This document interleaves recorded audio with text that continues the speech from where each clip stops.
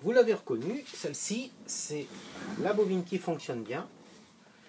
Alors, ce que je vais faire aujourd'hui, je vais déjà, sur celle-ci, je vais partir sur une bobine comme ça, mais je vais la faire complètement différente. C'est-à-dire que je vais faire 7 couches. Donc, première couche blanche, deuxième couche blanche et troisième couche blanche pour la sortie. Ensuite, je ferai première couche orange, deuxième couche orange, troisième couche orange,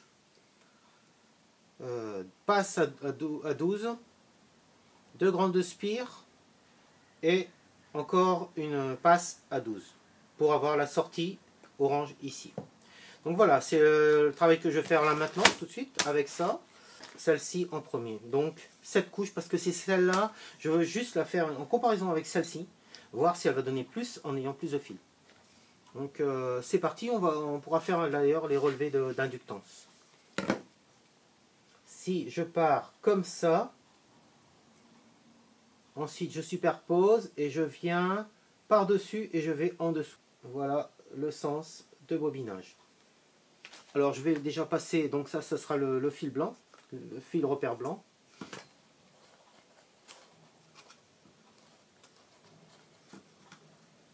Donc là, bon, il y a assez pour la sortie.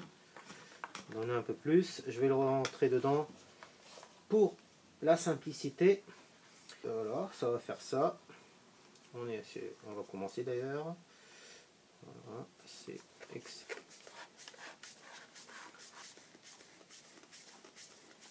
J'ai terminé la première rangée. J'ai compté le nombre de spires. Il y en a 58. Donc maintenant, je vais faire toute la longueur. Je vais freiner et je vais repartir. Et cette fois-ci, le fil blanc sortira de la bobine.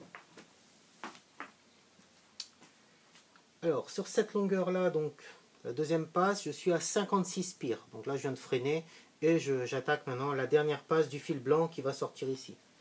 Voilà, les 3 passes sont terminées. Là, j'ai ma sortie ici. Et mon entrée est ici.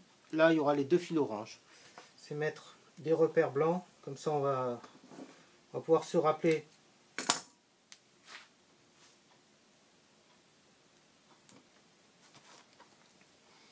Et ici, pareil.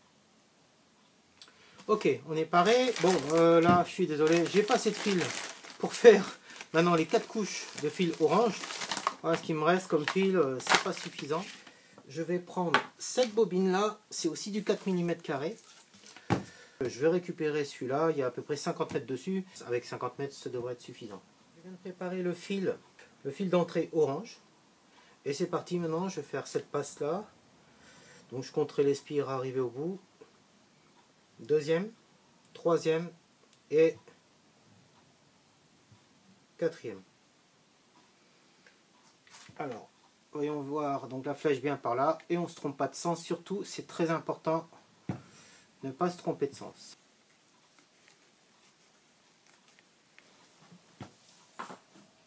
Je viens de faire la première rangée en orange, 54 spires. Maintenant, je repars dans l'autre sens. Sur la dernière passe ici, je suis à... c'est parce que je manquais de câble. Normalement, j'aurais dû la faire légèrement plus grande aussi ici, mais bon, je manque de câble. Donc, alors ici, on a dit, ça commence là. 3, 4, 5, 6, 7, 8, 9, 10, 11 et 12. 12 spires, 2 grandes. 1, 2, 3, 4, 5, 6, 7, 8, 9, 10, 11. 11 spires. 12 ici, 11 là. Si on veut compter celle qui est au-dessus, ensuite les autres, ils ont une spire de plus sur les 3 autres. Hein. 19, 20, 22, 23, 24, 29, 50, 51.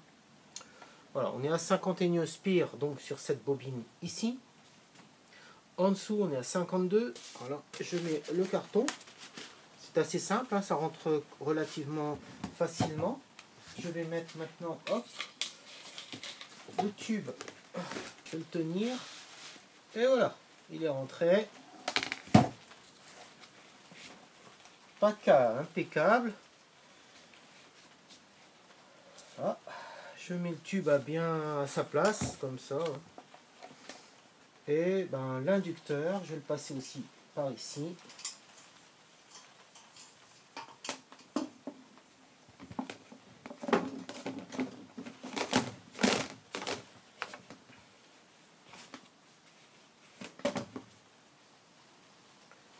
C'est pareil.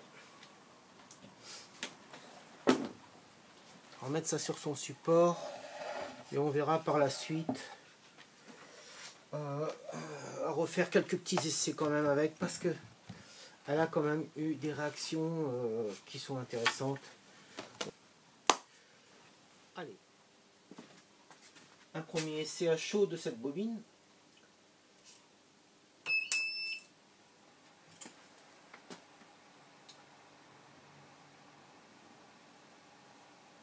Alors, je tiens à dire tout de suite, on m'a demandé de modifier le duty, mais quand je baisse, là je suis à 70 sur le duty, si je baisse le duty ici, je peux le descendre à une position de sécurité, on va dire, de 50%. Après, le problème c'est ici, c'est que l'ampérage va monter, on va passer au-dessus de 100 mA, et ça devient dangereux pour mon circuit électronique. Il ne tiendra pas longtemps. Voilà. Donc pour éviter de le cramer, je ne vais pas faire l'essai. Je vais juste montrer comment je peux baisser le duty et comment l'intensité monte ici. Voilà, là je suis vraiment à 110. Bon, là je suis tombé à 0, je remonte légèrement.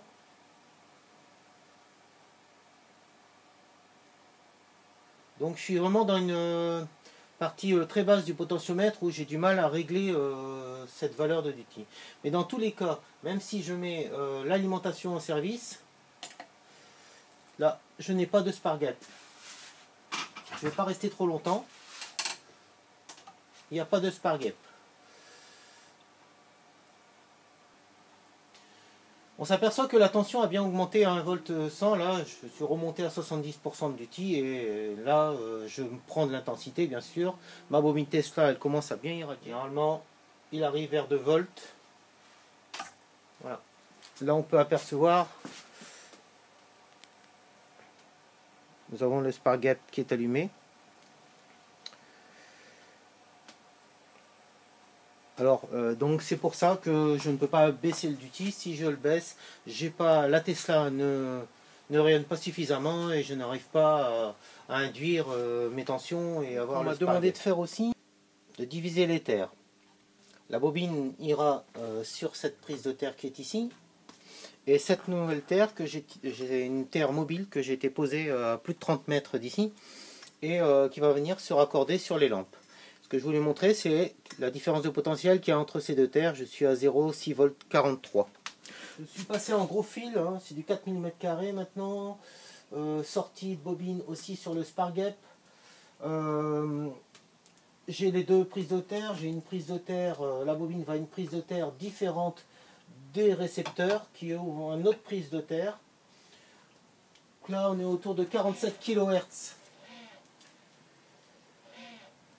Là, je suis basculé, c'est bien, je suis 21 volts. On a vu qu'il y a 4 ampères. Voilà, ça y est, le spark gap s'est allumé, vous l'avez vu.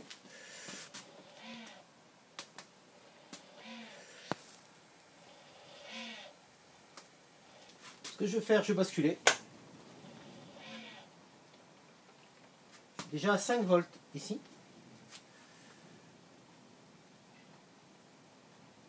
On laisse le spark gap disparaître. Là, je suis déjà à 27 volts, 29. J'ai toujours le spark gap, 35.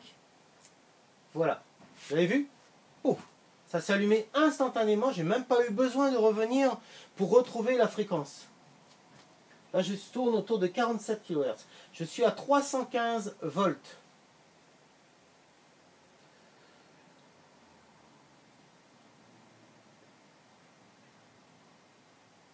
J'augmente, je suis à 330. Je le donne au maximum. L'intensité est déjà bien élevée ici. Je suis à 334. Et je vais maintenant augmenter la tension.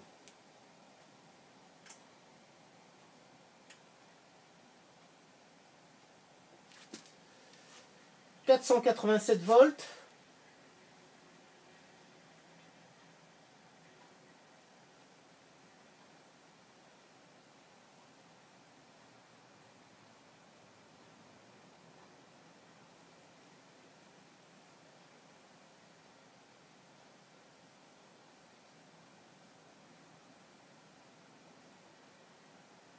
Je suis à 4 ampères. Hein.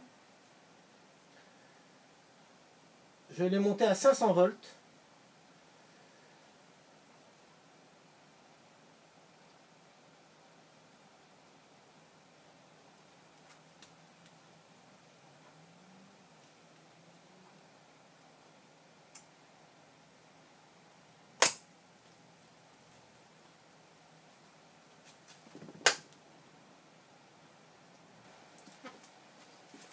Encore un tout petit essai. Là, quand j'allume le signal, on le voit apparaître ici, le spark gap devient instantané. L'intensité consommée est de 1,45.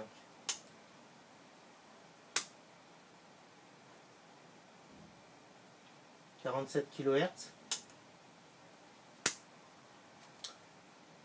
La tension affichée au multimètre, elle est de 0,180 volts. Dès que je bascule,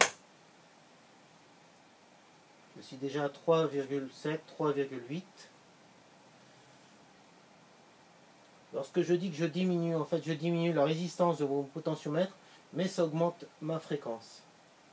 C'est ce qui va faire disparaître l'étincelle du spark gap.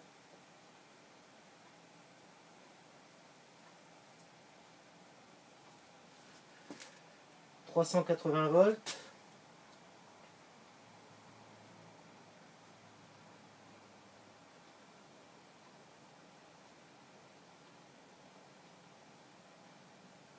« 400. »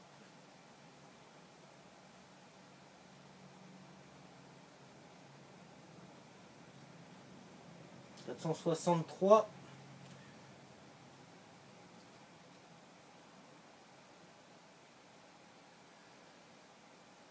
Aujourd'hui, je n'irai pas aux 500 volts. J'ai atteint les 500 volts.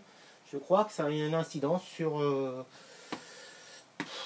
l'environnement. Je ne sais pas pourquoi là, je n'arrive pas à avoir 500. Mais bon, c'est quand même une bobine qui fonctionne très très bien. Je coupe le signal dans cet état.